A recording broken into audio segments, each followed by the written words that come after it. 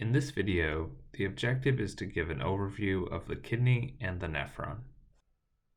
When you think about the kidney, I want you to imagine it as a pool filter that takes in the dirty blood from the systemic circulation and cleans it and returns that clean blood back into the systemic circulation and excretes the waste from the body as urine. The kidney does do many other functions for the body, but this is the main thing that I want you to focus on at the beginning of your studies. The next big thing to talk about is the nephron. When you talk about the nephron, you're probably going to be confronted with a picture that looks like this. The nephron is the main site of filtration in the kidney and is a tubular structure made of cells where the waste is passed out of the blood and eventually into the bladder. Each kidney has around 1 million nephrons. The nephron can be very confusing, so let's start with where the blood goes in and where it goes out.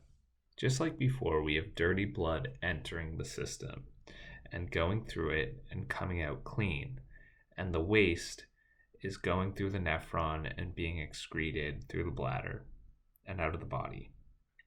Now, the dirty blood enters through the afferent arteriole, afferent arrive, and it exits through the efferent arteriole. For efferent, think exit. The blood is filtered at the glomerulus, which is the beginning of the nephron. The glomerulus is a capillary system where certain chemicals travel out of the blood and into the nephron via hydrostatic and osmotic forces. So to review, blood arrives through the afferent arteriole. The waste is then filtered at the glomerulus and travels out the nephron and eventually to the bladder to be excreted. And the filtered, clean blood exits through the afferent arteriole back into the systemic circulation. This is just the beginning of the nephron. We will talk about channels, reabsorption, and diuretics in subsequent videos.